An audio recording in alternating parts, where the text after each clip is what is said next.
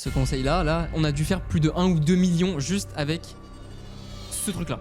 Dès qu'une créa a beaucoup, généralement c'est un très très bon signe pour qu'elle explose derrière. Mais comme on a dit, hein, la plupart des gens respectent pas tous les fondamentaux, mais ils pourraient se faire beaucoup plus d'argent en respectant les fondamentaux. À un moment dans la vidéo, voilà, pas à la fin, à un moment dans la vidéo, les formats qui fonctionnent le mieux pour l'agence en ce moment, des formats sur lesquels on spend des centaines de milliers d'euros tous les mois. C'est quoi la méthode pour créer un maximum de créa et dedans, t'as un maximum de winneuses?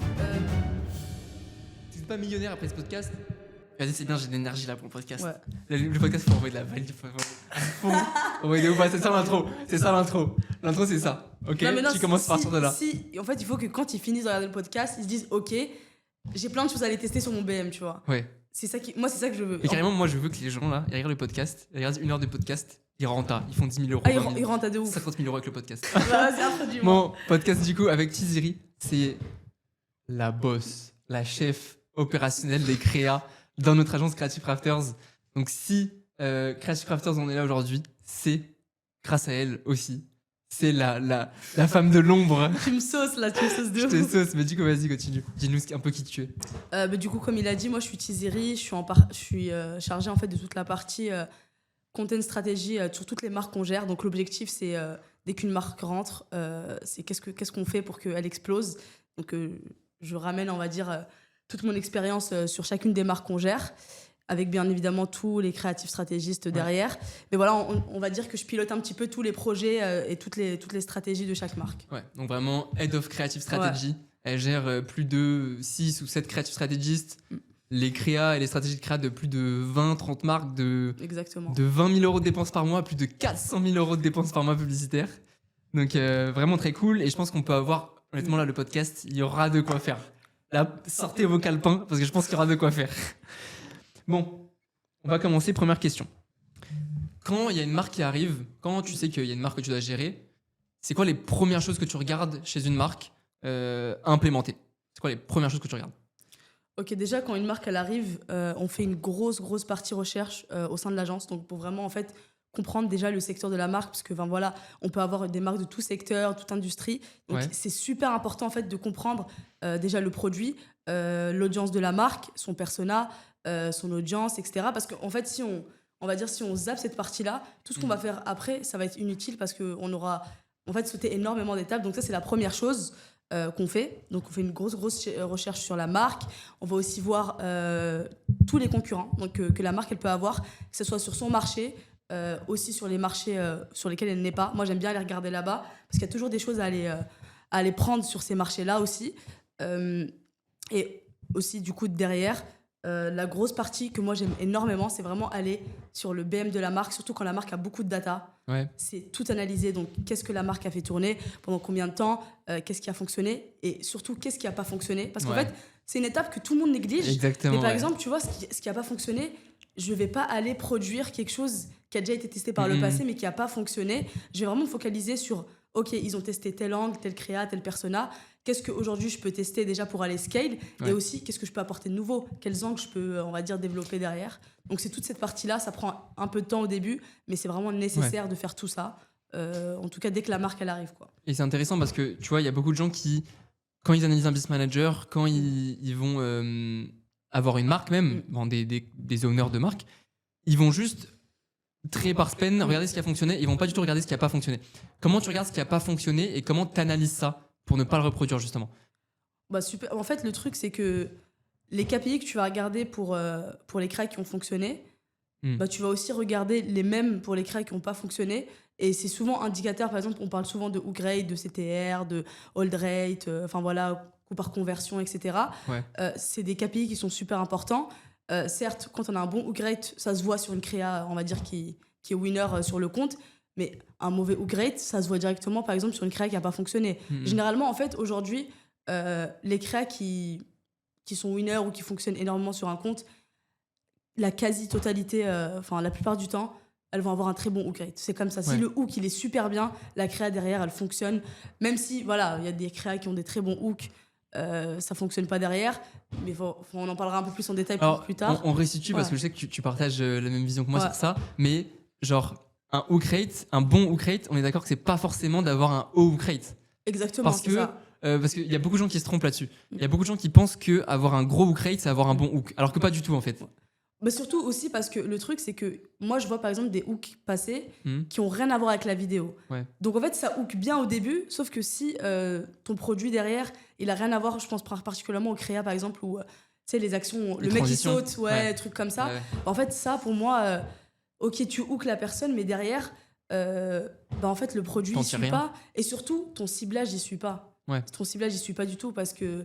Facebook, Meta, Facebook, c'est pas qui ciblé, en fait. Bah voilà, en fait, Ouais. Meta, il faut le voir un peu comme c'est un robot, mais il faut lui donner toutes les informations nécessaires pour Ouais. qu'il aille chercher ton audience. Mm. Si ton hook, il a rien à voir, il va pas cibler, quoi. Ouais, parce qu'il y a beaucoup de gens qui font vraiment une fixette sur ça. Genre, ok, Ah oui, oui. il faut que mon hook rate soit supérieur à 40%, alors que c'est pas du tout la métrique la plus importante, dans le sens où on a eu plein de créas winneuses qui ont genre 15-20% de hook rate, Exactement. parce que le hook rate, c'est juste, vous avez une ménopause, et c'est juste on call out un problème. Évidemment que le hook va pas être ouf, mais c'est la qualité du hook qui compte, en fait. C'est pas forcément le hook rate. Exactement, et surtout, je pense que comme tu disais, dans tout ce qui est. Tu as donné un très bon exemple, ménopause, ça va parler à une large audience et tu vas cibler dès le début. C'est aussi en fait ton ciblage. Si ton ciblage il est bien fait, je sais pas, par exemple, tu as un produit qui est parfait pour les femmes de 40 ans. Si tu commences ta vidéo et tu dis directement à toutes les femmes de 40 ans, écoutez bien ce qui suit, tu cibles déjà, ou toutes les femmes de plus de 40 ans qui sont en ménopause. Ouais, tu targetes avec le hook. Tu as déjà targeté et toutes les personnes qui vont regarder la vidéo, en fait, tu sais qu'elles sont qualifiées parce que tu as déjà commencé avec ton ciblage, en fait. Ouais, surtout qu'en fait, justement, comme tu disais, du coup, tu donnes les infos à Facebook pour cibler les bonnes personnes.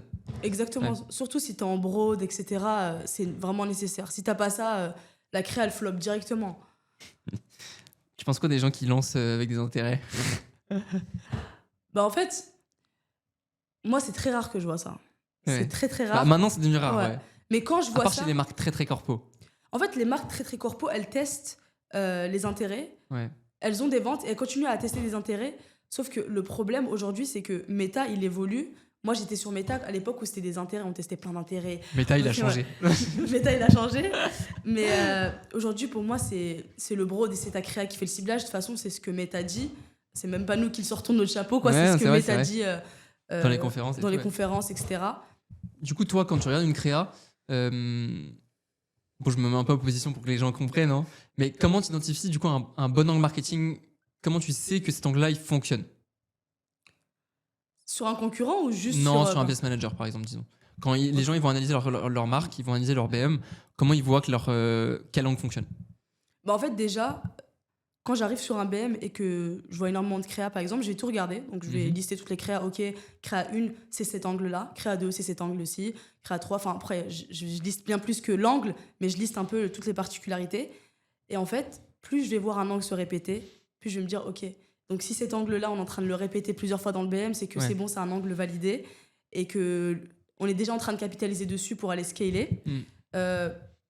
Donc, c'est vraiment ça, en fait, que je fais pour voir ce qui fonctionne déjà sur le compte. Et ensuite, je regarde aussi, moi j'aime bien analyser sur les vidéos tout ce qui est persona. Donc en fait, est-ce que c'est une personne jeune? Est-ce que c'est une personne âgée? Parce que je trouve que ça fait vraiment aussi le ciblage. Donc l'audience, elle va se reconnaître quand elle va voir un persona qui lui parle. Moi, je peux pas, par exemple, avoir 25 ans, parler à des personnes qui ont, je sais pas, 60 ans. C'est pas très crédible. Et surtout... Ça, c'est vraiment dans la première phase que je fais quand j'arrive sur le BM. C'est que j'aime beaucoup regarder la répartition par âge de diffusion. De ouf, carrément. Il y a des gens qui convertissent, par exemple. Il y a des ventes, etc. Il y a du bon CA. Mais la décomposition, elle est très importante. Parce qu'un BM, il peut avoir des très, très bonnes stats. Mais si, je sais pas, c'est les 18-24 qui achètent et moi, je mets des personnes de 35 ans, de 40 ans... Peut-être que tu rates un truc. Peut-être que je suis déjà en train de rater quelque chose...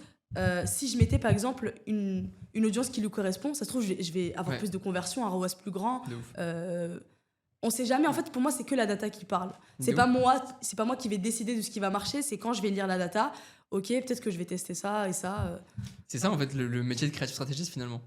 Ah mais oui. Ouais, c'est ça. Aujourd'hui, tu peux pas juste... Enfin, beaucoup de gens disent oui, il faut être très créatif, etc.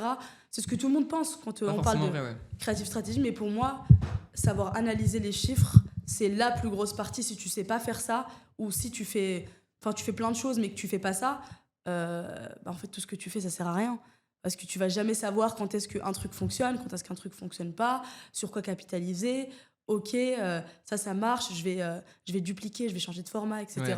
C'est vraiment super important. Du coup, checker la répartition, bien regarder la créa, elle cible qui, elle vend à qui, et voir si dans notre créa, on a tout fait pour cibler cette personne-là. Exactement. Ouais. Donc ça, très intéressant. Honnêtement, allez sur VBM, allez checker parce que je pense que vous allez être Ouais. surpris. Et surtout aussi, il y a une dernière chose que je vois des fois passer. Par exemple, tu vois, quand j'arrive sur un BM, c'est ok, la créa, elle est bien au début. Et par exemple, je regarde le CTR, je vois que le CTR, il est quand même très très bas. Tu vois, par exemple, en dessous de 1, pour moi, c'est un CTR qui est déjà Mhm. hyper nul. Je regarde la vidéo et en fait, je vois qu'il n'y a pas de CTA à la fin. En fait, on continue la vidéo. À la fin, on ne dit pas aux gens d'aller sur le site ou je sais pas, on ne push pas une offre, on push rien. Pour moi, on perd déjà des gens quand on fait pas ça. Donc, il faut vraiment faire attention, il faut vraiment bien structurer votre ads. Il n'y a pas de structure miracle, mais il y a des structures voilà, qui se répètent, je Ouais. pense que tu le sais, Ouais. qui sont, on va dire, qui fonctionnent très très bien. Les structures de copywriting. Ça, c'est vrai. Il y a des structures de copywriting qui fonctionnent très bien et qui fonctionnent toujours en vrai. Genre les classiques, problème-solution, etc., etc. Mais on voit de plus en plus de créas qui justement respectent pas ces codes-là, Exactement, ouais. qui performent très très bien. Et des créas qui sont en fait pas produites, pas volontairement, en fait, des créas freestyle. Aux États-Unis, ils appellent ça les ugly ads. Ouais. Moi, je préfère dire freestyle. Parce que c'est vraiment des créas Parce que c'est des créas freestyle, en freestyle, fait. tu vois. Ouais. Parce que c'est pas forcément ugly en fait ces créas là, c'est juste des créas qui sont super authentiques. Et c'est les créas qui performent le plus dans les business managers en vrai, quand on regarde. C'est grave ça, en fait. Le truc, c'est que plus la créa, elle va ressembler à du contenu organique, en vrai, c'est vraiment ça, c'est du contenu organique et qu'elle va se fondre dans le feed. Et si derrière, elle respecte bien, on va dire, la structure des ads, etc., mais c'est une créa qui va vraiment exploser parce que l'utilisateur, il n'a pas l'impression qu'on arrive et qu'on le scrute avec des pubs, etc. Et je pense que ça va être limite ça, enfin, l'avenir, ça va vraiment être que ça, quoi. Je pense que, en parlant d'avenir, après on va se resituer un peu, mais en gros, pour moi, il y aura vraiment, parce qu'il y a beaucoup de contenu IA qui commence à être à se démocratiser avec Arcade, Agent, tous ces trucs-là. Franchement, les UGC, c'est de plus en plus impressionnant comment. On a testé l'IA de CapCut ce matin, là. Exactement. Ça commence à être de plus en plus faisable par l'IA. Donc le contenu, ça va devenir. La part de l'IA dans le contenu ads va être de plus en plus grosse. Et la part de contenu authentique, du coup, va prendre une grosse place aussi. Ça sera soit tu fais du contenu avec l'IA, soit tu fais du contenu très organique, très ugly ads un peu. Qui ne sera pas forcément tout de suite, je pense, même horizon 2 ans, faisable par l'IA. C'est le seul contenu qui ne sera pas faisable par l'IA, je pense. Même si on voit quand même des petits trucs avec VO, des micro-trottoirs un peu cool. Exactement, c'est ça. Il n'y a pas encore ce côté humain, je trouve, qui fait qu'une créa performe en orga et en ads. Mais comment tu dirais, c'est quoi la strat du coup pour faire ce genre de créa? Parce que c'est les créas qui performent le mieux, mais c'est les créas les plus difficiles à faire. Ouais, les ugly ads, c'est vraiment. En fait, déjà, ça commence par ton créateur. C'est super important. Quand tu vas faire ta créa, il faut qu'il soit super à l'aise. Il faut bien le briefer. Franchement, il faut vraiment bien le briefer, limite lui parler du produit, la marque, c'est quoi la problématique de la marque, pour que derrière, il puisse en fait interagir avec toi sans même que tu aies besoin de lui dire, enfin, de lui donner un script bien défini. Parce que à partir du moment où il y a un script, donc il y a telle phrase, ça va être hyper difficile pour lui. Bon, bien évidemment, pour les ads, il faut quand même un brief global. Ouais, faut différencier les deux, quoi. Quelque chose qui est vraiment scripté Exactement. et quelque chose qui est vraiment ugly ads, quoi. Ouais, là, c'est vraiment lui expliquer exactement qu'est-ce qu'on attend de l'ads, quel problème il faut faire ressortir. Donc, si on les a pas aussi dans l'ads, ça va pas fonctionner. Des instructions globales, quoi. Exactement. Ouais. Et derrière, en fait, tu filmes et il faut que la personne elle soit vraiment à fond, quoi. Et il faut pas que ça se voit parce que aujourd'hui, ce que je remarque en fait avec tout ce qui est soit créateur UGC ou les créateurs de façon large, c'est que ça se voit de plus en plus. Je sais pas si t'es d'accord avec moi. Ouais, c'est que vrai. peut-être parce que nous, on a l'habitude de voir des ads, etc. et que les utilisateurs, ils ont pas forcément l'habitude. Mais je me dis que dans quelques années, ils vont être aware et ils vont se dire, ok, c'est une pub. Comme il y a quelques années, on n'arrivait pas à reconnaître certaines pubs. Aujourd'hui, on les reconnaît. Donc, il faut vraiment que les créateurs, ils soient parfaits, quoi. Il faut faire des trucs beaucoup plus authentiques. Et c'est là où il y aura un grand filtre pour moi. Parce qu'avec l'IA, justement, tous les créateurs average ou low, en fait, ils vont être complètement évincés. Ouais. Parce que maintenant, une créa UGC en facecam, ça marche encore. Si le copywriting est bon, est très bon, ça marche encore. Mais dans horizon 6 mois, ces créas-là, il y en aura tellement sur le marché, parce qu'il y aura tellement d'IA qui permettront de faire ça, que je pense que ça marchera beaucoup moins VS les créas qui seront très authentiques, très orgas. Parce que du coup, attends, pour cibler, parce que je crois qu'on n'a pas donné de définition, il y a peut-être des gens qui connaissent pas, les créas Ugly Ads Freestyle, c'est des créas du coup qui sont très organiques, très authentiques, qu'on n'a pas l'impression du tout qu'ils sont joués, ou du moins actés, et qui sont faits par des personnes qui ressemblent vraiment à ton client. Donc des situations qui pourraient projeter, par exemple, dans la food, c'est Barriot qui a fait une créa comme ça. Tu fais goûter ça à tes potes et tu filmes leur réaction. Ou encore. En fait, c'est des moments de vie. Il faut partir du principe exactement, que c'est des moments de vie. C'est exactement des moments de vie. Par exemple, je sais pas, on a un café à côté. Très bon mot. On est en mode, ok, bon, le café il est super bon et en fait, t'es en train de me filmer et moi, je suis déjà en train de te faire la review du café. En plus, il est pas amer, je sais pas. Enfin bon, c'est du café. Quoi. Non, mais c'est vrai. Mais c'est exactement ça. En fait, c'est ressortir le côté authentique qui est de base, en fait. L'UGC, c'est ça de base. C'est vraiment être authentique. Ça s'est perdu, etc. Et pour te rejoindre ce que tu disais par rapport à l'IA, tous les contenus face cam, pour moi, d'ici même pas 6 mois, je pense que d'ici 4 mois, 5 mois que ce soit face cam qui ne bouge pas, on va avoir des images très nettes, parce que jusqu'ici, on n'avait pas vraiment des images hyper nettes. Mais bon, ce qu'on a fait ce matin, déjà le test de ce matin, il est incroyable. On vous met une petite vidéo du test de ce matin. Mais je pense que d'ici quelques mois, ça va encore plus évoluer, ça va être hyper net, on ne pourra pas reconnaître. Et surtout, les plateformes, elles vont avoir de plus en plus de visages, parce que jusqu'ici, en fait, tu vois, on est limité un petit peu en termes de visage sur les créas. On pourra créer le créateur qu'on veut, ensuite l'animer en vidéo. Et je pense on peut déjà faire ça d'ailleurs, mais... Mais je pense que les banques, tu vois, il y aura de plus en plus de visages par ethnie. Enfin, c'est déjà le cas, mais bon, ça va être encore plus grand. T'as vu Nano Banana ? Ah, j'ai pas vu ça. Non, c'est un tool qui est sorti pour animer des vidéos et tout, faire des créas en IA, et franchement, c'est impressionnant. Mais il s'est sorti genre il y a 2 jours. Donc, là, j'ai pas vu, faut que j'aille voir. Mais qu'est-ce que tu conseillerais pour se former là-dessus ? Après, on va repartir sur de la créa un peu plus normale, mais qu'est-ce que tu conseillerais du coup pour se former là-dessus en termes de contenu ? On sait du coup. Sur tout ce qui est IA, pour moi, j'aime beaucoup Alex Cooper. Pour moi, c'est un peu la référence sur tout ce qui est ads. Ads surtout. Ads, parce que ads, c'est un peu le plus large, il n'y a pas que lui. Mais vraiment, Ads, c'est lui qui a fait un truc clean. Pour moi, il faut vraiment aller le suivre un peu pour voir ce qu'il propose sur Twitter, peu importe. Bon, je fais sa promo gratuitement, mais bon, allez regarder ce qu'il fait parce que c'est plutôt sympa. C'est quoi la méthode pour créer un maximum de créa et dedans, tu as un maximum de winners ? En gros, avoir beaucoup de quantité avec un maximum de hit rate. Je vous fais une petite pause. Mettez un pouce bleu, abonnez-vous, parce que là, ce qui va arriver, c'est du très très lourd. Vous allez appliquer des trucs de fou. Mettez un pouce bleu, abonnez-vous. C'est gratuit. Du coup, en fait, pour une marque, c'est très simple. Il faut faire une grosse veille de tout ce qui est concurrent, etc. Ça prend du temps, mais c'est super important. Il faut répertorier chaque ad que vous voyez, que ce soit des statiques, des vidéos qui peuvent vous parler, qui peuvent correspondre à votre marque. Si les autres marques les testent et qui sont toujours en ligne, c'est que ça fonctionne pour eux. Donc, si ça fonctionne pour eux, ça peut être décliné pour vous. Donc, ça, c'est la première chose.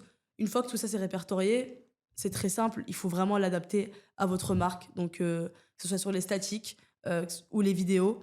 Donc, ça, c'est la première chose. Donc, ça va vous permettre d'aller beaucoup plus vite. Et bien évidemment, si vous avez un BM qui est assez complet, regardez ce qui fonctionne bien sur votre BM et reprendre les angles et les décliner en fait. Les décliner, changer soit le persona, changer soit le format. Par exemple, si vous avez fait de l'UGC, je sais pas, vous faites du podcast, vous faites du outdoor, peu importe.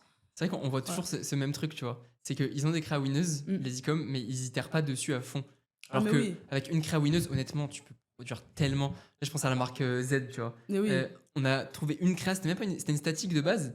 On l'a décliné en tellement de vidéos et au final, ça a fait plus de 300 400 sur 4 créas. Ah, mais oui, c'est énorme. Genre, en fait, vous avez de la data qui dort. Exactement. C'est des mines d'or. Genre, ils ont de la data qui dort, c'est des mines d'or. En fait, le truc, c'est que j'ai l'impression que aujourd'hui, les marques, elles se disent, ok, j'ai une winner, mais c'est juste une winner qui reste sur le compte. Je la scale, cool. Je la scale, j'augmente le budget et c'est tout. Alors que on peut augmenter le budget d'une autre façon en testant, en fait, je vais pas dire la même créa, mais une itération de cette créa pour aller chercher encore plus de budget, encore plus de winners. Et on l'a testé sur plein de marques. Tu as cité Z, mais il y en a encore plein d'autres où on a fait exactement pareil. Et ça fonctionne à chaque fois. C'est limite un peu une garantie, tu vois. Pour moi, c'est même pas un risque. C'est un quick win. Tu vois une créa qui perf, ok, tu déclines directement. Décline de vidéos en statique aussi. Ça marche trop bien. Et l'inverse aussi. Et c'est fou. Parce que honnêtement, sur peut-être 50 BM qu'on a vus, il y a toujours ce truc de les gens ne font pas ça. Je ne sais pas pourquoi. C'est gratuit, c'est de l'argent gratuit. Prenez une vidéo qui a fonctionné. Le hook, vous le mettez en headline d'une statique et vice versa. Et c'est gratuit. Là, si demain vous avez une statique qui a dépensé plus de 10 000 euros, ils ont juste à prendre la headline, la mettre en hook, faire une vidéo par rapport à ça. Et pareil, tu vois, il y a plein de formats que les gens, ils n'ont pas compris qu'ils pouvaient les décliner. Par exemple, le format comparaison en statique. Ça fonctionne sur plein de BM, c'est un format ultra connu, super, si vous n'en avez pas, faites-le. Mais on peut très bien le faire en vidéo aussi. Ah mais oui. Bah ok, j'ai une fiche, je vais tester ce shampoing-là et ce shampoing-là. Voilà, tester, et tu fais la vidéo comme ça. Surtout si tu as le learning de la statique et tu sais que la statique, elle a super bien fonctionné. Ouais. Pour moi, c'est limite les feux verts pour aller le faire en vidéo. Ouais, et pareil, comme tu disais, le titre, il est tellement puissant. Tu sais, le headline sur une statique. Quand j'arrive sur un BM et que je vois une statique qui perd super bien avec le gros headline, en fait, c'est automatique. Je me dis, ok. Ouais. Genre, directement une vidéo avec le gros titre. En fait, t'as 50 cracks qui se débloquent d'un coup. Ok, je vais faire tout ça, ça va être incroyable. En mode, ok, on va mettre tous ces titres-là et tout. Et généralement, en fait, si ça a fonctionné sur la statique, derrière, ça perf aussi sur la vidéo. Il y a très peu de fois où, honnêtement, ça n'a pas fonctionné de changer les formats comme ça. Hein. Très peu de fois. Et même de vidéo en vidéo et de statique en statique, il y a plein d'itérations à faire. Donc maintenant, c'est quoi la strat pour itérer sur ces créas-là? Parce qu'on leur a dit, mais du coup, c'est quoi la strat? Par exemple, genre, disséquer la créa, changer une équation, changer une variation de l'équation? Bah, en gros, c'est simple. Une créa, elle se décompose aujourd'hui d'une équation en fait très très simple. Je pense que la plupart, vous le savez, mais il y en a plein qui le savent pas et surtout qui ne l'appliquent pas. Donc, c'est angle, parce que savoir, persona, c'est une chose à appliquer, c'en est une autre. Vas-y. Donc, on a angle, persona, format. Donc, ça, c'est un peu l'équation de base. Ensuite, vous avez identifié, par exemple, l'angle qui fonctionne bien sur la créa. Donc, c'est une winneuse. Vous avez un persona. Donc, la première chose que vous pouvez faire déjà, c'est voir si vous pouvez changer le persona. Donc, mettre, je sais pas s'il y avait un homme, tester une fille, voir ce que ça peut donner. Tester aussi un duo, peut-être que ça peut changer quelque chose, de faire une petite conversation, tout en gardant l'angle, parce qu'on a déjà validé l'angle, on sait qu'il fonctionne bien. Ensuite, ce qu'on peut faire aussi, c'est le format. Disons qu'on a validé l'angle, on veut garder le même persona, on veut pas le changer. Donc, quand je dis on veut garder le même persona, je vous dis pas aller chercher le même persona. Vous pouvez juste prendre quelqu'un qui ressemble à votre persona qui est présent dans la vidéo. Et derrière, vous changez le format. Vous avez fait par exemple de l'UGC face cam. Je sais pas, vous faites du podcast, vous faites de l'outdoor, vous allez faire... même de la statique. De la statique aussi. Et surtout, ça c'est vraiment la statique si vous n'avez pas de budget. C'est vraiment le best truc, genre. Et même pour tester, rapidement, efficacement, statique c'est super. Tester des angles aussi. Je pense que c'est vraiment les quick wins, quoi. Donc vraiment changer un peu l'équation. Et en fait, plus vous allez changer l'équation, plus vous allez vous rendre compte que, ok, ce concept-là, il marche bien avec ça. Cet angle-là, il marche bien avec ce concept. Et vous allez vraiment... récolter de la data, quoi. Récolter de la data à chaque fois. Et surtout, vous allez aussi débloquer des nouveaux formats, des nouveaux personas, voir un peu ce que ça peut donner. Et c'est que comme ça, en fait, qu'on build plein de créas derrière. Et surtout, après, comme tu dis, une fois que tu récoltes toute la data, tu sais exactement ton personnage, ce qu'il pense, ce qu'il veut, ses objections. Après, tu peux bombarder, tu vois. Et il y a aussi un truc que les gens, ils oublient... parce qu'il y a vachement cette équation format, angle, persona, hook, et il y a aussi le niveau d'awareness, tu vois.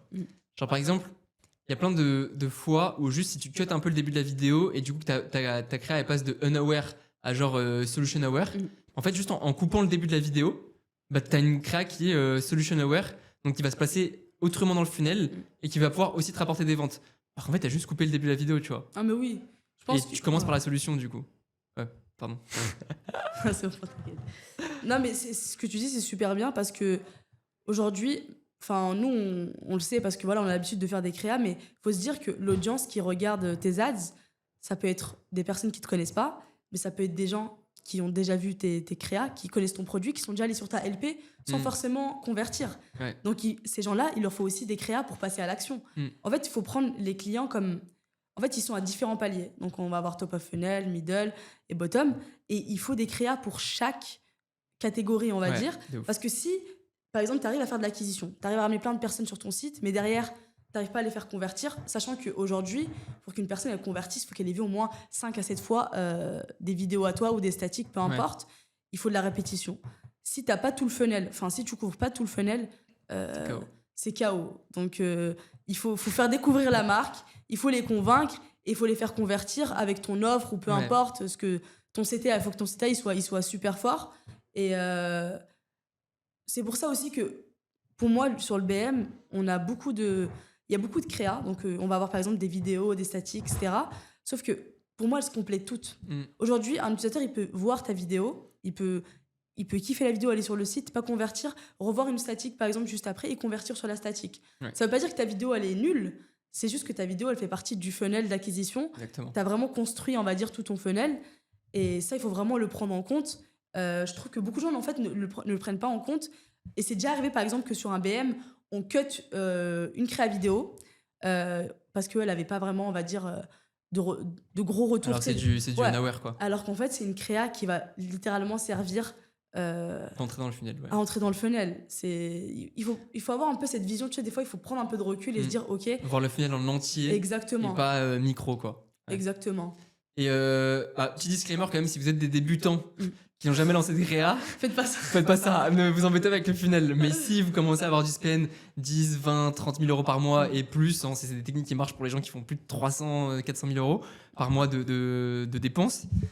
Si vous êtes débutant, ne suivez pas le truc du funnel. Mais ça, c'est des très bons conseils. Et justement, il y a un truc que j'ai envie de dire parce que toutes ces notions-là, les gens, ils les connaissent.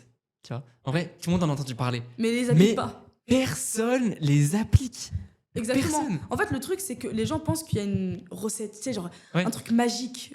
Genre un truc magique Oui, pour et aller... du coup, toutes les informations qu'ils ont, ils les appliquent pas. Exactement. Alors qu'en fait, c'est pas magique, c'est juste, OK, il faut appliquer les choses et les faire étape par étape Ouais. et pas se précipiter. Surtout aussi, par exemple, tu vois, quand on lance une créa, il faut laisser un peu vivre la créa. On laisse vivre la créa, on voit ce qui se passe, ça marche, OK, trop Il faut bien. l'arroser un peu tous les jours. Ouais, ça marche pas, tu passes à autre chose. Et je pense que, surtout quand tu es débutant, parce qu'on a beaucoup parlé quand même de personnes qui sont expérimentées, etc., qui vont comprendre en deep ce qu'on est en train de raconter. Mais par exemple, disons que tu es... je sais pas, tu débutes. Enfin, je vais pas dire que tu connais rien, mais tu débutes. Tu veux tester plein de créas pour ta marque, pour ton produit. Qu'est-ce que tu fais? T'as pas beaucoup de budget, qu'est-ce que tu fais? Moi, franchement, je pense qu'on l'a vu. Pour moi, commencer par exemple par des statiques, c'est super bien parce que t'envoies un maximum de statiques, tu testes différents angles. Tu testes les angles, les formats, Exactement. les objections, Et ce qui est super bien en fait avec les statiques, c'est que ça coûte pas cher. Tes CPM, ils sont faibles, donc tu vas toucher plus d'audience que par exemple avec une vidéo où tu as besoin de spend beaucoup plus. Tu testes ça, ok, tu identifies quel angle fonctionne bien. Derrière, je peux dire, ok, bah, je vais faire des créas vidéo, je vais investir par exemple, je sais pas, pour des créateurs, ou tu vas venir chez Creative Crafters pour faire les vidéos. Et petit à petit, je pense que c'est comme ça qu'on build un BM, quoi. Ouais, et même en vrai, les gens, ils ont trop des blocages par rapport aux statiques, alors qu'il y a des comptes aux États-Unis qui scalent à plus de 300, 1 million de CA par mois, 2 millions de CA par mois, que avec des statiques. Genre Obvi, j'arrive sur le BM de Obvi. Obvi, c'est un peu différent parce qu'ils ont énormément d'awareness au niveau de leurs créateurs. Ouais, mais il y a même des marques sans awareness, ils scalent que avec des statiques, genre c'est dingue. Ah mais c'est fou, je pense que il y a des marques où les statiques, c'est vraiment ce qu'il leur faut, tu vois. Ouais. Même si moi, je suis convaincue quand même que la vidéo, c'est super important. Mais on a déjà vu des comptes où il y avait énormément de statiques et que ça scale hyper fort qu'avec des statiques. Tu sais qu'il y a beaucoup de gens qui disent, en call on les voit, qui disent non mais moi les statiques ça performe pas, ou ouais moi les vidéos ça performe pas. Ah mais oui, tout le temps. Bon, nous on dit oui, ok, mais au final on se retrouve quand on teste une statique ça fonctionne. En fait c'est juste que c'est pas assez bien fait, ou juste qu'ils ont pas bien repris le persona, pas bien repris l'angle, enfin des basiques finalement. Et comme on dit en fait c'est fou de voir des comptes qui dépensent autant, des comptes qui font autant d'argent, des marques qui font autant d'argent, qui respectent pas les fondamentaux et qui s'assoient maintenant, qui brûlent tellement d'argent parce qu'ils respectent pas le funnel, parce qu'ils respectent pas les répartitions, enfin parce qu'ils font pas les fondamentaux en fait de créa qui font que ça peut scale à beaucoup plus, à 1 million, 2 millions par mois de CA. Exactement, et surtout l'algo méta, il aime beaucoup avoir un peu différents formats. Il aime bien la vidéo, il va bien aimer avoir de l'image, je sais pas, du carrousel aussi. Il aime bien en fait quand il y a pas mal de choses à exploiter parce que derrière en vrai c'est un algo, quoi. Il va en fait, il va comprendre en fait, par exemple, que les statiques, ça fonctionne bien. Je vais pousser des statiques, je vais poster telle et telle statique. Pareil pour les vidéos. Je pense que avoir un petit peu de tout sur un BM, ça peut être que bénéfique pour la marque. Et j'aimerais bien qu'on parle des erreurs les plus fréquentes que font les marques qui dépensent bien. Pour toi, c'est quoi si on devait lister les plus grosses erreurs? Les plus grosses erreurs. Je pense qu'on en a un peu parlé déjà. Ouais. Mais je me dis les plus grosses erreurs. Je pense une première erreur déjà, c'est comme tu as dit, de cut les ads unaware qui sont par exemple juste break-even, tu vois. Il Exactement. y a des ads qui vont se positionner au tout début du funnel qui sont vraiment le unaware market. Donc les gens qui connaissent pas le produit, qui sont même pas au courant de leurs problèmes. Ces ads-là, même en break-even ou un tout petit peu en perte, c'est pas très grave si on les cut pas Mm. parce que justement, elles vont amener plus de gens dans le funnel. Toi, Ouais. tu dirais quoi d'autre? Je pense qu'il y a ça, mais il y a aussi, par exemple, tu vois, dans la phase de testing, il y a des choses que je remarque à chaque fois, c'est que c'est cut beaucoup trop tôt. Hmm. Tu vois, c'est quand on est en phase de testing, il faut se dire, OK, je vais accorder tant de temps au créa et ensuite, je prends ma décision. Tu parles de testing de créa, on est d'accord? Ouais, exactement, testing de créa. Donc, tu fais ta campagne, etc. Derrière, il faut vraiment laisser le temps à l'algo de se dire, OK, bah, je vais tester tel créa, je vais dépenser tel et tel budget. Peu importe qu'on soit en ABO ou en CBO, c'est la même chose. Il faut laisser le temps au créa pour pouvoir analyser. Parce qu'en fait, si tu cut et que tu n'as pas assez de data, bah, en fait, tu n'as pas de learning, tu n'as rien du tout. Ça, c'est vraiment la plus grosse erreur que je vois à chaque fois, déjà. Et aussi, la deuxième erreur, c'est que je trouve que quelquefois, les créas sont mal testés. Donc, quand je dis mal testés, c'est... Aujourd'hui, je sais qu'il y a beaucoup de débats entre CBO, ABO, etc. Je vais pas trop m'embarquer là-dedans, mais j'estime que pour qu'une créa, pour que je puisse me dire, OK, cette créa, elle fonctionne pas, il faut que j'ai un minimum de spend dessus.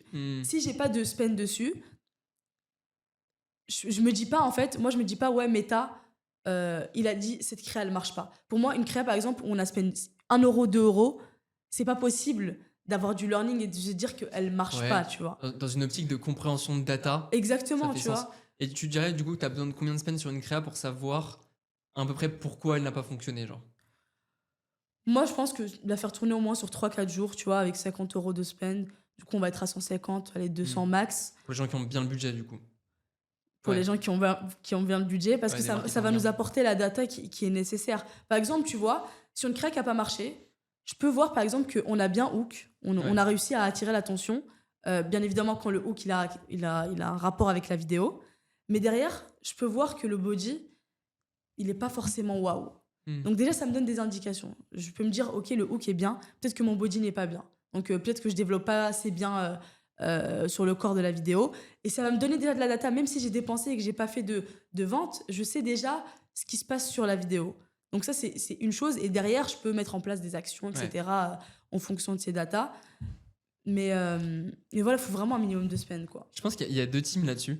Oui, je pense il y a aussi le... Parce qu'en gros, tout dépend de... Ensuite, en interne, est-ce que tu analyses les résultats ou pas? Tu vois, parce qu'au final, si tu n'analyses pas les résultats de tes créas qui n'ont pas perf, bah, au final, tu vois, tu vas pas... Tu t'en fous que ça spend ou pas. Exactement. Mais si tu spend et que tu n'analyses pas derrière, bon, au final, tu as juste brûlé de l'argent.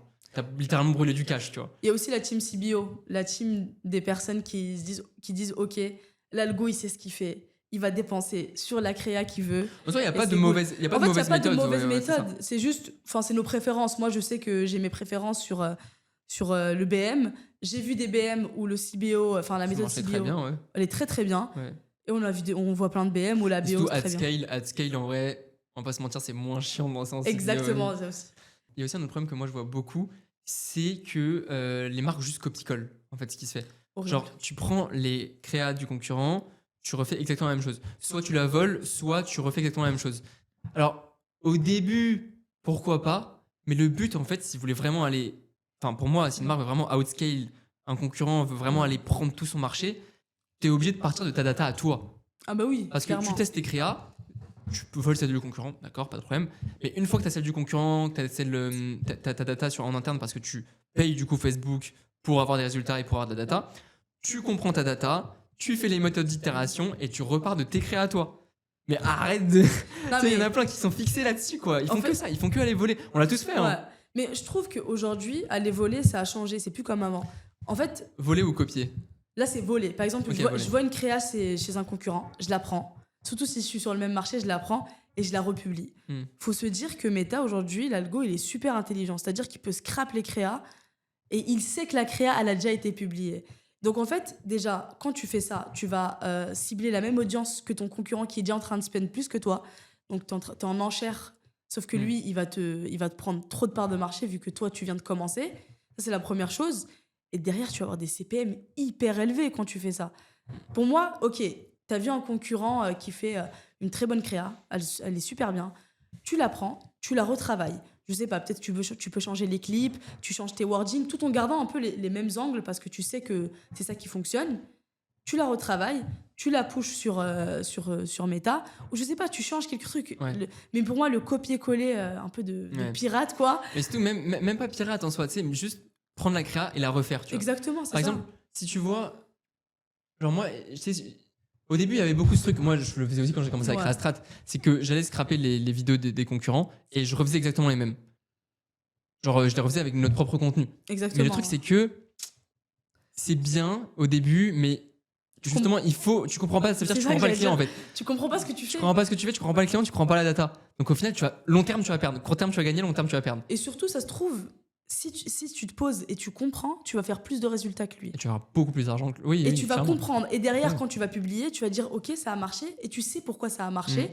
Et tu peux refaire d'autres Ouais, créas exactement. par-dessus. Et tu peux toujours Tu peux regarder. itérer facilement et ouais. Tu regardes toujours ce que lui il fait. Parce Mhm. que les concurrents, en soi, c'est comme s'ils dépensaient un peu pour toi. Parce qu'ils testent des angles. T'arrives, tu regardes un peu ce qu'ils font. Et tu reprends. Mais tu reprends aussi avec ta compréhension derrière. Ouais, bien sûr. Tu vois, c'est comme copier à l'école, quoi. T'as Exactement. une bonne note, Et l'autre, mais long terme, c'est pas possible. Ouais. peut-être que tu vas pas apprendre. En fait, t'apprends pas. Donc au final, Non, mais oui. t'auras jamais de bonnes notes par toi-même et t'auras jamais les notes, c'est l'argent là du coup. Et ouais, de ouf. Mais c'est un truc qu'on a tous fait au début en vrai. Au début, pour moi, la créa strat, c'était aller voir tes concurrents et recopier exactement les mêmes créas. Mais bon, au Et final, ouais. on a compris que Ça c'était va pas pas ça. tenir sur le long terme. Et moi, je veux ajouter aussi un truc, c'est que par exemple, quand tu travailles sur une marque depuis longtemps, donc ça fait longtemps que tu as produit des ads, etc., normalement, la marque, tu la connais par cœur. Tu sais ce qui fonctionne, tu sais ce qui fonctionne pas, etc. Même si par exemple, disons qu'elle a un gros concurrent, que ce soit je sais pas, en Allemagne, aux US, etc. Au bout d'un moment, la marque, tu vas tellement la connaître que tu vas toi-même, en fait, identifier des créas, Des patterns aussi, ouais. des patterns qui vont fonctionner pour ta marque. Ouais, de Je ouf. vais donner un exemple, comme ça, tout le monde va comprendre. Tu as une créa winner qui fonctionne super bien sur le compte. Mhm. Un truc que tout le monde dit mais personne ne fait, c'est aller voir les commentaires de cette créa. Ah. Tu vas voir les commentaires de cette créa, tu te poses Ouais, vraiment. et tu regardes tout. Et honnêtement, on le dit, hein, mais les gens ne comprennent pas, mais c'est vraiment la mine d'or. Ouais. Tu vas voir ce que les gens disent Tellement de la data importante. et tu peux même créer des créas avec ces commentaires-là. Ouais, ouais. Et c'est incroyable. En fait, pour moi, c'est des winners qui sont limite garantis. Parce que, surtout si tu trouves, par exemple, un commentaire qui est, je vais pas dire controverse, mais à la limite Ouais, non, de du ouf. controverse, dès que tu vas publier la créa, tu vas voir tous les commentaires sur cette créa-là, tu sais que ta créa, elle va exploser. Dès qu'une créa elle a beaucoup d'interactions, généralement, c'est un très très bon signe pour qu'elle explose derrière. Ouais. Et nous, il y a un format qu'on aime énormément en ce moment parce que ça fonctionne super bien. Et je trouve que ça se lit super bien avec tout ce qui est réponse commentaire, c'est avec le fondateur. Ouais. Tu mets le fondateur ouais. et tu mets le commentaire. Non, Et mais ça aussi, il y en a pas beaucoup qui le font. c'est un truc de fou, mais c'est des formats plutôt simples en vrai. Hein, c'est pas quelque chose de compliqué. Alors qu'on peut prendre une GC pour le faire. Exactement, tu prends un UGC pour le faire et tu publies ça. C'est incroyable. En fait, il y a plein de formats qu'on a débloqués comme ça, qu'on n'a pas forcément vu chez les concurrents, mais c'est parce pareil, qu'on a c'est vu la la compréhension data. de la data. C'est parce qu'il y avait assez de data, on a compris la data, on est parti chercher plus que ce qu'il y avait par exemple chez les concurrents. Après, derrière, aussi, tu vois, on va les alimenter avec ce qu'on fait, bien évidemment. Mais ça, ce conseil-là, là, ce qu'elle vient de dire, les 2 dernières minutes, vous appliquez ça. Je pense que c'est vraiment, ce truc-là, on a dû faire plus de 1 ou 2 millions juste avec ce truc-là. D'aller regarder les datas des créa winneuses et d'aller comprendre en commentaire ce qui se fait et réadapter dans un bon format. Honnêtement, juste ça, c'est un banger de ouf. Et si vous suivez derrière l'équation qu'on a donnée tout à l'heure avec cette créa-là, encore un banger de ouf. Donc, les amis, vous avez pas, franchement, si vous faites pas d'argent après ce podcast, c'est trop dingue. Je supprime ma chaîne. Hein. Avant de donner trop de value. trop de value, avant de donner les statistiques et les formats qui fonctionnent super bien en ce moment, si vous restez jusqu'à la fin du podcast, on vous donne à la fin, ou un moment dans la vidéo, pas à la fin, à un moment dans la vidéo, les formats qui fonctionnent le mieux pour l'agence en ce moment, des formats sur lesquels on spend des centaines de milliers d'euros tous les mois. Donc ça sera cadeau caché dans le podcast. C'est pour augmenter le hold rate du podcast. C'est quoi pour toi la différence entre une créa qui va vraiment aller dépenser 5-10 000 euros, c'est cool, et une créa qui va dépenser plus de 50-100 000 euros? Déjà, c'est bien. Déjà, si si ta créa, elle dépense 10 000 euros, c'est déjà une très très bonne créa. Mais pour moi, la vraie différence, c'est que l'audience que tu vas toucher, par exemple, avec une créa qui va dépenser 10 000 euros, ça sera pas du tout la même chose qu'une créa à 50 000 euros. C'est-à-dire que la créa, en fait, à 50 000 euros, sa grosse différence, c'est qu'elle va parler à beaucoup plus de gens. Ouais. C'est-à-dire que Meta, il va pouvoir l'élargir encore plus qu'une créa à 10 000 euros où il peut pas, en fait, aller chercher plus d'audience. Donc, derrière, s'il peut pas aller chercher plus d'audience, il peut pas convertir plus de personnes. Alors que la créa à 50 000 euros, il va chercher tout le temps des personnes parce qu'il arrive à bien cibler grâce du coup à la créa, mais tellement elle parle à beaucoup plus de gens, elle va beaucoup plus, déjà avoir plus d'impression, plus de portée, et derrière, qui dit plus d'impression, plus de portée, plus de conversion, et elle va continuer comme ça à spend, et pendant longtemps. En fait, parce que la différence aussi, c'est que par exemple, la créa à 10 000 euros, elle va avoir une limite, c'est-à-dire qu'au bout d'un moment, elle va arrêter de fonctionner, alors qu'une grosse winner, pour moi, comme tu dis, plus de 50 000 euros de spend, pendant des mois, elle peut rester comme ça. Bon, des années même. Des années, moi j'en ai déjà vu des créas qui ont fait plus d'1 an, comme ça, à super bien fonctionner. On en a un peu quelques-unes sur des comptes qu'on gère, mais c'est ça la grosse différence. Et surtout que, finalement, on revient à ce qu'on disait tout à l'heure, c'est souvent les ads unaware qui spendent énormément. Alors, quand les ads bottom of funnel dépensent, genre les ads, tu mets 2 packs d'huile à 1 offert, des trucs comme ça, tu vois. Ça fonctionne bien et ça peut prendre beaucoup de spend, mais généralement, c'est parce qu'en fait, c'est une marque qui dépense déjà très bien. Donc, en fait, que même le bottom of funnel a assez d'audience pour que la créa bottom of funnel puisse dépenser plus de 10 ou 20 000 euros. Je sais pas si ça fait sens ce que j'ai dit, mais... Si, je pense que, comme tu dis, c'est une créa où l'utilisateur, il est vraiment aware. Parce que déjà, la marque, elle doit pas dépenser que sur Meta. Elle doit dépenser aussi un peu partout, que ce soit sur TikTok, etc. Du coup, le produit, on l'a déjà vu. Et du coup, quand tu arrives sur Meta et tu vois la statique de plus 1 offert, tu passes directement à l'action. En fait, leur bottom est tellement gros que forcément, ça peut dépenser plus. Donc, c'est pour ça que... Alors, les ads unaware, en fait, c'est fou parce que les créas unaware, c'est le truc le plus dur à faire aussi, qui ont le plus gros potentiel de scaling. Donc, c'est les ads qu'on peut scaler à plus de 50, 100 000 euros par mois. Enfin, par mois, j'abuse peut-être un peu, mais 50 000 euros, 100 000 euros de dépenses overall. Et c'est des ads qui, en plus de dépenser beaucoup, vont pousser les gens dans le funnel. Donc, clairement. C'est genre le Graal, tu vois. C'est généralement ce qu'on essaie de faire le plus avec l'agence, mais genre c'est vraiment créer des ads très unaware qui vont apporter beaucoup d'argent et vont driver un maximum de gens vers la suite du funnel. Exactement. Et surtout, les ads unaware, elles sont obligatoires. Sur un BM, il faut qu'elles soient là. Alors que par exemple, les ads en bottom, je vais pas dire qu'elles sont pas obligatoires, c'est super bien de les avoir, mais tu peux aussi convertir, par exemple, je sais pas, via l'emailing, etc., avec les offres, alors que les unaware, c'est focus acquisition, ramener de nouvelles personnes qui ne te connaissent pas, et comme tu dis, c'est vraiment ce qu'on focus le plus avec l'agence, parce qu'on veut vraiment des nouvelles personnes, toucher plus d'audience et convertir derrière. C'est ce qui va vraiment... faire en sorte que le shop va passer dans une autre catégorie, tu vois. Ah oui, c'est ça. De 100 000 de spend par mois à 200 000, de 200 000 à 300 000, etc. C'est vraiment... une ads unaware très bien faite, ça peut changer complètement un e-commerce. Il suffit d'une winner, enfin une ou deux winners sur un compte, qui va porter le compte et qui va tout changer. Les gens se rendent pas compte, mais c'est vraiment une créa. Il suffit que tu aies une créa qui fonctionne hyper bien et derrière, tu passes de...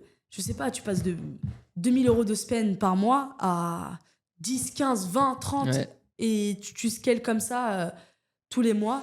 Parce que après, ça te rapporte tellement de bonus que... Je trouve que quand tu as une winner sur un compte, je sais pas ce que ça te débloque quelque chose dans ton cerveau. Et derrière, en fait, nous, en tout cas, quand on arrive sur un BM et qu'on arrive à produire une winner, quand on produit une winner, derrière, on enchaîne. On enchaîne, en fait. Niveau système un peu opérationnel, toi, tu gères plus de 7 créa strat au quotidien. C'est quoi les tips pour déjà recruter un bon créa strat? Déjà, comment recruter un bon créa strat en interne et comment surtout gérer ce créa strat pour qu'il soit performant donc quand tu as une marque? Ouais, le recrutement, il est super important parce qu'on ne peut pas prendre n'importe qui. Il faut que les créa strats, ils aient déjà eu par exemple une expérience avec Meta. Donc déjà, ils arrivent sur un BM. Le métier n'est pas développé de fou non plus. Exactement, il faut qu'ils ne soient pas perdus sur le BM parce que la première fois qu'on arrive sur un BM, que ce soit Meta ou peu importe, parce qu'ils se ressemblent tous, il ne faut pas que ça fasse peur parce que ça a tendance à faire peur la première fois. Et il faut qu'ils sachent en fait analyser les KPI. Hmm. Donc, les principaux, il faut qu'ils comprennent ce que ça veut dire, je sais pas, coût par clic, etc. CPM, il faut qu'ils sachent un petit peu ce que c'est. Donc ça, c'est la première chose. La deuxième chose, c'est super bien un profil qui a déjà produit des vidéos, donc qui sait c'est quoi une créa performante, une créa qui n'est pas performante. Donc bien évidemment couplé avec de la data, ça c'est la première chose. Ensuite, il faut se dire quand même que le créastrat, quand il arrive, je sais pas, au sein de ton équipe, etc., il faut le former. Il faut un minimum de temps de formation pour qu'il comprenne bien ta marque, les objectifs, etc. Donc, je sais que c'est une étape que tout le monde a tendance à bypass, mais c'est super important. Ouais. Donc, il faut le former à un minimum. Ça prend un petit peu de temps au début, mais une fois que... Comment tu le formes, tu penses Bah, en fait, pour moi, c'est se poser avec lui, lui dire, voilà, on a tel et tel créa, par exemple, qui ont bien fonctionné. Pourquoi, pour toi, pourquoi ça a bien fonctionné? Donc ça, c'est la première chose. Comme ça, en fait, tu vas comprendre comment il réfléchit. Parce qu'une fois que tu as compris comment il réfléchit, tu sais, par exemple, tu vas identifier les éléments qui le bloquent. Parce que la créa winner, par exemple, moi, je sais pourquoi elle a fonctionné. Et lui, s'il me donne des choses, par exemple, complètement à l'ouest, Ouais. je peux savoir, OK, il est parti chercher ça parce Où que... est le problème? Exactement. Ouais. Donc comment comprendre plus la démarche que vraiment le résultat, quoi. Exactement. Donc Ouais. comprendre un petit peu comment il réfléchit. Et ensuite, donner aussi mon insight, comment moi je réfléchis. Et donc ça, pour moi, c'est super important. Et ce qui est super bien, c'est lui donner, par exemple, je sais pas, je vais pas dire un test, mais lui dire, OK, tu me fais cette créa et tu me décris le process. Qu'est-ce que tu fais? Et quand il va te décrire tout le process, et là, tu vas comprendre, OK, ça c'est bon, ça c'est pas bon, ça c'est bon, ça c'est à revoir. Et derrière, t'arriveras à lui expliquer, OK, ça, il faut le changer, ça, il faut le changer. Et il va partir, en fait, avec tous les bons learnings pour pouvoir bien produire derrière. Il part avec son petit sac à dos. Ah oui, parce que s'il n'a pas ça, il va produire des créas, certes, mais les créas, ça se trouve, elles vont jamais marcher. Parce qu'on ne lui a pas donné les bons outils pour qu'il puisse bien produire les créas, bien comprendre l'univers de la marque, ce qui fonctionne, ce qui ne fonctionne pas. Il ne faut pas s'attendre à ce qu'il y ait un crack directement. Bon, ça arrive, hein. Il y a des gens qui sont très très forts. Mais du coup, plus corriger sa framework de décision que sa décision en elle-même. Ah oui, bien sûr, c'est ça. C'est important, complètement, je te rejoins à 100%. Et tu penses qu'une marque, parce que généralement les gens sont un peu perdus par rapport à ça, devrait prendre un créastrat à partir de quel montant? À partir de quel montant ou quel nombre de créas? À partir de quand une marque devrait prendre un créastrat en interne? En fait, tout dépend de tes objectifs. Pour moi, si tu veux scale très rapidement, donc tu as énormément de budget, tu sais que tu vas énormément spend, tu as des gros objectifs. Je ne vais pas dire prends un créastrat dès le début, lance les créas, vois ce que ça donne, ok, il y a un gros potentiel, là tu prends directement un créastrat. Parce que plus tu prends un créastrat tôt, plus en fait il va vraiment s'imprégner dans la marque, comprendre directement, et il va avoir aussi tous les learnings. Disons que, je sais pas, la marque, ça fait 7 mois à les lancer, le créastrat, il arrive au bout de 7 mois, il a 7 mois à rattraper. Alors que si il est là depuis, je vais pas dire le début, mais un petit peu juste après le lancement ou quelques mois après le lancement, il va avoir tous les learnings, il va très bien fonctionner. Mais il y a aussi le côté où la marque, elle scale énormément. Elle a énormément de learning, énormément de data. Là, pour moi, c'est limite obligatoire d'avoir un créastrat. Parce que tu ne peux pas... par exemple, je ne sais pas comment la plupart fonctionnent, mais tu ne peux pas, par exemple, produire autant si tu as une équipe hyper réduite. C'est pas possible. Ou du moins, le créastrat, c'est le fondateur, quoi. Le créastrat, c'est le fondateur, ou le créastrat, il fait 40 000 choses. Pour moi, le créastrat, il se focus sur une seule chose, produire des créas. Et produire massivement tout le temps, tous les jours, faire de la veille. C'est que comme ça qu'on scale. Et c'est que comme ça qu'on atteint les chiffres qu'on veut atteindre. D'ailleurs, la plupart des créas, au final, les créastrats, ils se retrouvent à faire de la gestion plus que de la créa, tu vois. À devoir gérer, ok, l'UGC, il en est où, le monteur, il en est où, etc. Gérer toute la collaboration entre eux. Et c'est pour ça, du coup, que j'ai créé ClipRafter en plus. Mais oui. Petit SaaS, petit CTA, si vous voulez tester, c'est vraiment un SaaS pour vous aider à produire plus de créa. Lien dans la bio. Et du coup, toi, tu disais le plus tôt possible, mais du coup, le plus tôt possible, on est d'accord qu'on parle pas des débutants là. Ah non, pas du tout. Parce que c'est des marques, des gens qui sont déjà très bons en e-com et qui comprennent leur persona. Parce un débutant qui prend un créastrat, mais même n'importe quoi. Ça fait n'importe quoi. Nous, on refuse de prendre des clients qui n'ont pas au moins 15-20 000 euros de dépenses grand minimum par mois. Parce que justement, on veut que le client, le owner, ait une très bonne compréhension de son persona et soit... Parce que si vous n'avez pas une bonne compréhension de vos personas, je vous dis direct, si vous ne dépensez pas plus de 20, 30, 50 000 euros par mois, vous êtes un mauvais créastrat, de base. Genre, de base, tu vois. Le fondateur, ça peut pas être un mauvais créastrat. Parce que l'e-com, c'est du marketing. Et surtout, quand tu recrutes un créastrat, il faut que tu saches déjà, je vais pas dire faire, mais il faut que tu sois aware de son rôle pour pouvoir le juger. En fait, aujourd'hui, on peut pas juger les compétences de quelqu'un si on connaît pas le métier. Ouais. La plupart du temps, les fondateurs, ils ont quasiment tous fait de la... Ouais, ils sont forts. Ouais, ils sont forts là-dedans, tu vois. Ils sont forts, et sauf qu'ils arrivent à un moment où ils peuvent pas faire ça. Ils ont trop de tâches, ils doivent déléguer. C'est super dur de déléguer, mais du coup, pour déléguer, il faut savoir faire, avoir fait, comprendre. Surtout pour la créa, ouais. Ah mais oui, la créa, c'est super important. C'est trop dur de déléguer si on ne connaît pas, c'est impossible. Et c'est exactement ce que tu disais, c'est quand j'ai dit, ouais, voilà, il faut ramener un créastrat tôt, je pars du principe que tu es un owner, tu as déjà bossé sur plein de marques, tu as déjà produit, tu n'es pas débutant, tu connais le monde de l'e-commerce, tu sais comment ça fonctionne, et tu sais que quand tu introduis un créastrat, tu as la vision. Tu n'es pas débutant... tu sais pas, tu viens pas d'arriver dans le game, quoi. De ouf. Et du coup, il y a un petit débat. C'est les gens, ils sont vraiment partagés entre ok, je vais faire full mon équipe interne, ok, je vais déléguer à une agence. Comment tu vois ce débat-là?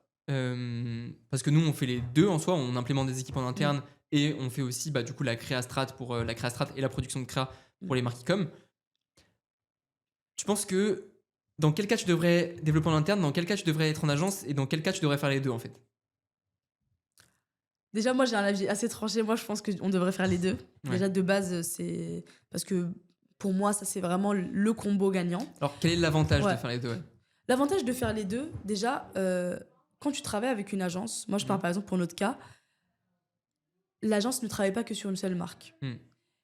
Et ça, c'est un énorme avantage parce que quand tu travailles pas sur une seule marque, moi par exemple, je vais voir des concepts qui vont fonctionner sur telle marque, sur une autre et sur une autre. Et qui ont énormément de spend, énormément de data. Énormément de spend. En fait, j'ai déjà les learnings face à moi avec la data et c'est prouvé. C'est même pas, je suis même pas sur la bibliothèque publicitaire. Je devine pas en fait. Ouais. Je devine pas, je sais déjà que ça fonctionne. J'arrive avec toute cette data sur la nouvelle marque. Je sais que si par exemple je fais tel et tel format, ça va bien prendre sur la marque. Je sais que si je fais telle et telle vidéo, ça va bien prendre sur la marque. Et ça, par exemple, en interne, c'est pas forcément de la data qu'ils vont avoir. Ou bien, peut-être qu'ils vont avoir quelques insights, mais ils seront jamais sûrs comme moi. T'apportes de la data fraîche, en fait. J'apporte de la data fraîche. Et comment on couple ça? C'est très simple. L'agence, elle va produire tous ces nouveaux contenus-là que la marque, elle aura pas forcément testé parce qu'on a les insights pour. Et derrière, la personne qui travaille en interne, elle aura juste, en fait, à dupliquer derrière. Nous, par exemple, on a identifié un angle qui fonctionne super bien, qu'ils n'avaient jamais testé. Nous, on arrive avec cette nouveauté.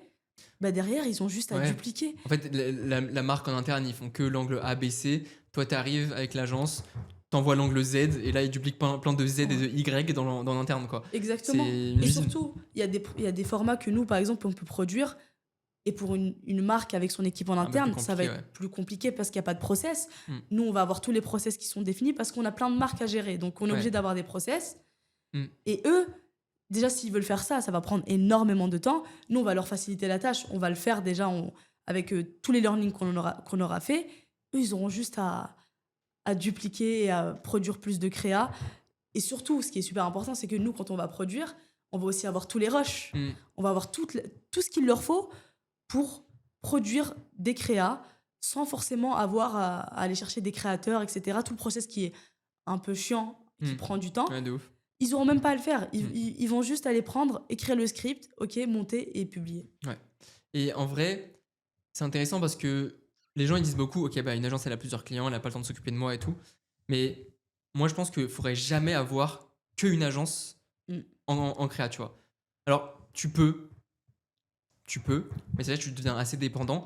Moi, vraiment, comme tu as dit, le truc que je conseille à chaque fois, et même les clients qui ont les meilleurs résultats, c'est les clients où il y a nous et il y a genre monteur designer en interne de la marque. Ce qui fait qu'en fait, nous, en plus d'envoyer des créas, on envoie de la data. Comme tu as dit, tu vois. On envoie beaucoup de data avec les reporting. On a une vraie compréhension du marché, de ce qui fonctionne en interne et en externe au niveau de l'industrie, au niveau du marché. Donc, les monteurs et designers, ils prennent cette data-là pour être encore plus performants. Et ça, c'est un glitch de fou, en fait. Parce que tu as la Mais data oui. en interne, tu as la data en externe, tu as la data du marché. Ils ont tout ça, ils combinent ça, ils font leur boule de papier et bam, ils lancent au mur, ça colle pas. Ça fait des créas de fou. Ah mais oui, exactement, c'est ce que tu dis. Pour moi, dès que tu commences à scale et tu as une agence, il faut aussi que tu t'entoures de monteurs, de designers en interne qui vont venir avec tout ce qu'on nous aussi on va leur envoyer. Franchement, ils peuvent faire un max de créa couplé avec la data du BM, etc. Ça peut donner... En fait, on prend les. Parce qu'une agence, ça a quand même ses côtés négatifs, dans le sens où c'est moins. Les gens vont peut-être un peu moins réactifs qu'en interne. Les gens vont faire un peu moins de quantité qu'en interne, parce qu'évidemment, tu payes une agence. Mais tu as ce côté-là de qualité et toutes ces choses-là. Et en interne, tu as ce côté négatif de peut-être qualité parfois, former les gens, les process, toutes ces choses-là très très chiantes. Et de la data aussi que tu n'as pas. Mais tu as le côté positif de très rapide, très vif, quantité, moins cher, etc. Donc vraiment, ouais, c'est vraiment un système hybride. En tout cas, on a vu fonctionner le mieux. Ouais, et surtout quand tu prends une agence, tu te dis, si je prends l'agence, c'est aussi parce que je vais avoir des winners, parce qu'il y a plus d'expérience. Aujourd'hui, quand tu as un créastrat en interne, il va pas forcément avoir la même expérience que quelqu'un qui est en agence et qui travaille sur plusieurs marques et qui s'y connaît beaucoup plus. Je pense que c'est aussi un game changer parce que, enfin voilà, je pense que nous, on le sait, on produit énormément de créa, on est limité certes, sauf que dans la production, il y a tellement un process derrière que c'est pas pareil qu'un créastrat en interne, quoi. Ouais. D'ailleurs, si vous êtes une marque, que vous dépensez plus de 20-30 000 euros en régie publicitaire tous les mois, n'hésitez pas juste en dessous, prendre un petit appel avec moi, faire un petit audit de votre marque et voir si vous êtes un bon fit. On pourra vous aider. Si vous n'êtes pas un bon fit, non. On vous aidera pas. On vous aidera pas. On va leur donner leur petit cadeau. Petit cadeau. Un petit cadeau gratuit. C'est quoi les créas? Là, demain, tu lances des créas sur un BDM. Les formats du moment qui fonctionnent le mieux en ce moment. On voit sur tous les BM. C'est quoi? Là, boum. Là, ils sortent du podcast, ils doivent lancer un truc, qu'est-ce qu'ils lancent? Ok, déjà, sur les statiques, je vais commencer, je vais faire statique et vidéo. Sur les statiques, déjà, tout ce qui va être 3 raisons des créas statiques. 3 raisons de, boum. 3 raisons de pourquoi votre produit, il est meilleur que, par exemple, pourquoi il devait le prendre, pourquoi l'utilisateur, il va le voir, pourquoi il va le prendre. Ouais. Et là, tu listes tout ce que ton produit, il apporte. Okay. Donc, il faut vraiment bien cibler ce que ton produit apporte. Par rapport à l'angle marketing. Exactement, par rapport à l'angle marketing. Ça, dès demain, vous pouvez directement... t'arrives, tu l'implémentes sur ton BM. C'est des créas du moment. Si ton BM, il tourne depuis un petit peu... t'as un peu de data. Tout ce qui est créa, we are saying goodbye. Tout ça, là, ça fonctionne super bien. Ouais, okay. On l'a vu sur des marques qu'on gère, des marques aux US, partout. C'est quoi comme... Parce qu'il faut l'expliquer un peu. En fait, on fait croire aux utilisateurs que c'est fini, que la marque, elle s'arrête, etc. Et que c'est le dernier moment en fait pour passer à l'action. Ouais. Et ça marche hyper bien. Un bloc de texte, we are saying goodbye avec un texte de promo, genre. Exactement. Donc ça fonctionne super bien. Et la dernière créa statique qui fonctionne énormément, ça dépend du produit, mais généralement, si ton produit, c'est un produit problème-solution, etc., c'est les créa headlines. C'est super simple, mais qu'est-ce que c'est important. Qu'est-ce que tu entends par les créa headlines, du coup, pour les gens qui... C'est juste une statique avec ton produit au milieu et avec un titre qui cible ton problème. Ouais. Donc, ça peut être, je sais pas...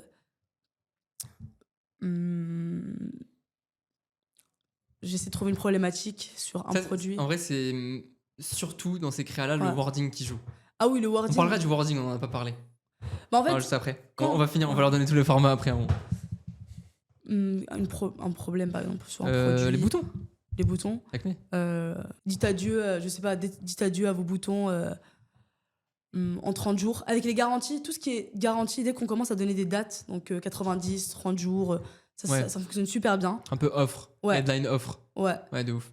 En fait, dès que c'est limité, dès qu'on donne vraiment une date, ça fonctionne super bien. En vrai, c'est un peu comme l'équation de valeur d'Hormozy, genre tu donnes le résultat désiré en X jours sans truc chiant. Donc par exemple, perds 10 kilos en 90 jours sans faire de sport. Et bah là, t'as une headline banger parce que c'est une offre de fou. Et ça marche beaucoup, surtout sur Obvi. Regardez les bibliothèques, c'est ou encore idéaliser son produit. Par exemple, le meilleur, voilà, tu me places ton produit de 2025 pour, je sais pas, faire pousser ta barbe, je sais pas, tu vois, un truc comme ça. Dès que tu idéalises ton produit, de toute façon, c'est pas interdit de dire le meilleur. Hein. Tu peux qualifier ton produit comme de meilleur, ça va passer sur les plateformes. Ouais. Donc, il y a celle-ci, et surtout, c'est une créa qui date, hein, mais Us versus Them, c'est des créas qui fonctionnent tout le temps. Il faut juste bien identifier le produit avec lequel tu compares et que ça soit vraiment un produit qui est utilisé par ton audience. Donc, si ton audience, elle utilise bien ce produit-là, tu mets en avant tous tes avantages et de l'autre côté, tu les termines, quoi. Tu les termines, c'est tout. Et tu mets la garantie en dessous. Alors là, c'est il y a beaucoup, Obvi, ils font beaucoup ça avec Ozempic. Ah oui. Il y a plein de trucs, par exemple Boku avec des toilettes normales ou avec le PQ même. Ah il y a plein de trucs comme ça. Par exemple, si vous avez, je sais pas, un dentifrice au charbon, vous le comparez au dentifrice normal parce qu'on sait que tout le monde utilise du dentifrice normal ou d'utiliser le dentifrice au charbon. Et vous avez tous des produits où il y a une alternative. Enfin, tout le monde utilise des choses pour leurs problèmes. Donc en réalité, il faut juste trouver ces trucs-là. Et même parfois, quand il n'y a pas forcément de produits que les gens utilisent, une track qui a beaucoup marché aussi pour nous, c'est vous prenez votre produit. Si vous avez beaucoup d'objections qui arrivent de AliExpress, exactement, vous prenez votre produit, vous mettez le même produit à droite et vous dites notre version, la copie.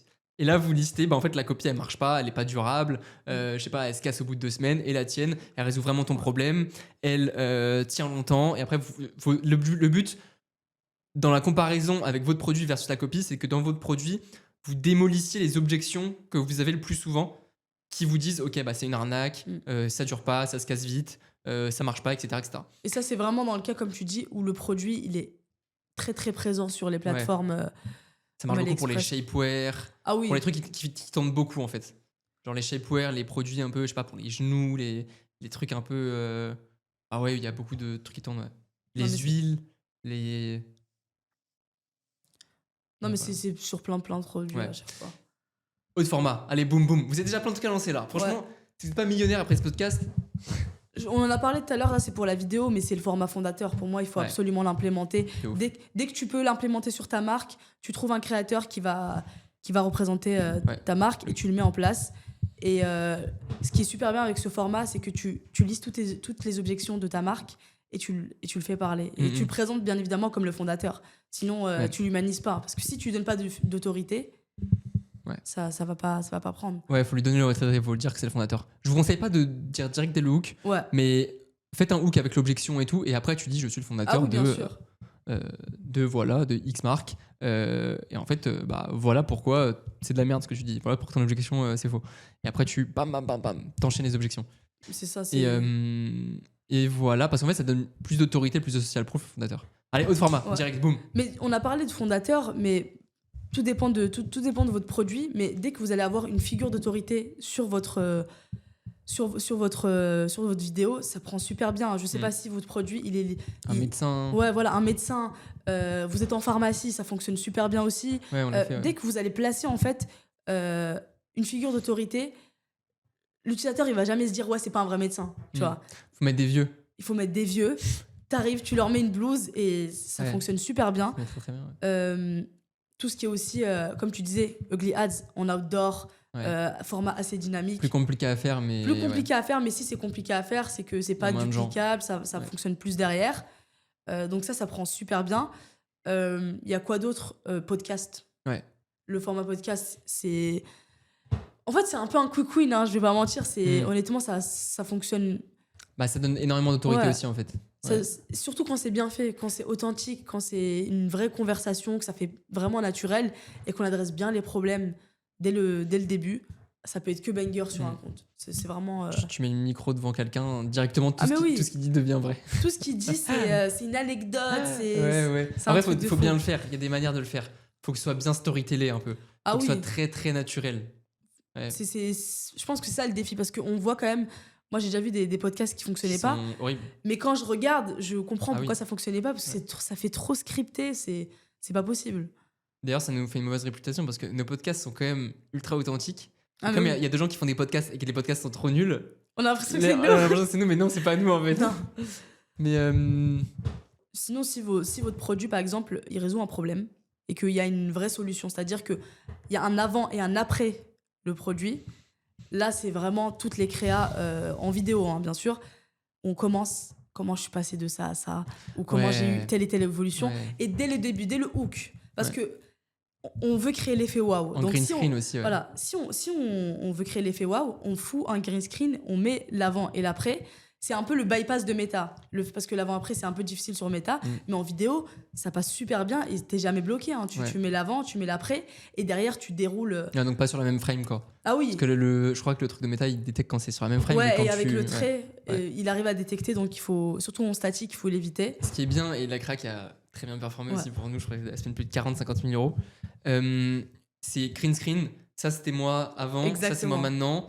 En fait, j'ai mis ça pendant 90 jours. Voilà, ça, c'était au bout de 10 jours. Ça, c'est au bout de 20 jours. C'est au bout de 30 jours, 40 jours, etc. Ouais. Et là, c'est banger. Plus il y a de la proof, c'est banger. Petite strat pour trouver des très bons avant-après, parce que là, je sais qu'il y en a plein qui vont se dire l'objection. Ouais, faites comme ça, les créas. Faut penser à l'objection que les gens disent. Là, vous allez me dire, ouais, mais comment je les trouve, les gens qui ont des avant-après, les UGC et tout? C'est simple. Vous allez sur TikTok, vous cherchez, par exemple pour la barbe, vous cherchez avant-après barbe, et vous contactez tous les créateurs qui ont fait des avant-après pour la barbe. C'est tout. Mais oui, C'est tout, genre. Vous contactez ça. Et par exemple, pareil, pour les cils, pour les cheveux, pour les je sais pas, peu importe. Et vous trouvez les gens qui en ont avant après, vous les contactez sur TikTok, vous essayez d'avoir leur Insta via leur nom TikTok, et voilà, c'est tout. Vous les contactez, vous leur proposez 100 € pour faire une créa, ça va le faire.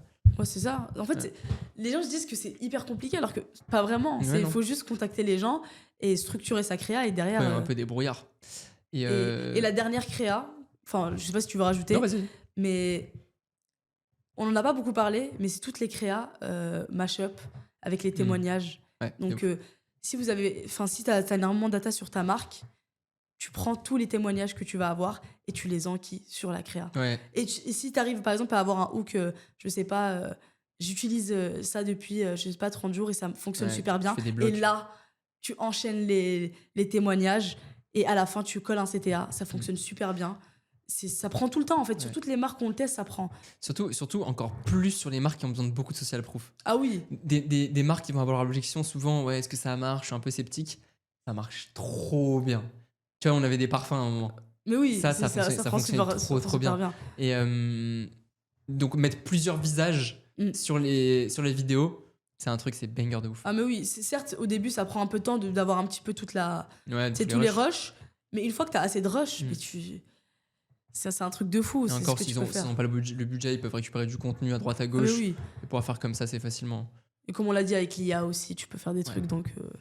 Non, franchement, il y a vraiment de quoi faire. Là, franchement, vous avez tellement de crash, j'espère que vous avez noté parce que vous savez que ça, c'est des datas d'agence normalement qu'on garde en interne. Vous pouvez vous faire kiffer là. Non, mais là vraiment, une personne, elle a fini de regarder le podcast, elle commence à créer direct, et tu publies. Mais comme on a dit, hein, la plupart des gens respectent pas tous les fondamentaux. Et même s'ils respectent pas les fondamentaux, parfois ils arrivent à scaler très bien, tu vois. Mais ils pourraient se faire beaucoup plus d'argent en respectant les fondamentaux. Et je vous assure que même sur les gros comptes, ils font 1, 2, 3 millions par mois. Il n'y a pas toujours tous ces trucs-là qui sont respectés. Ah mais oui, c'est ça. En tout cas, si vous avez une marque et que vous voulez scaler votre production et votre stratégie créative très très fort, je vous invite à prendre un rendez-vous juste en dessous. On se fera un plaisir de faire un call. Et vous pourrez peut-être avoir la chance de travailler avec Tiziri. Avec moi. En tout cas, merci beaucoup. Abonnez-vous surtout. Et lâchez un petit like, un petit commentaire. N'hésitez pas.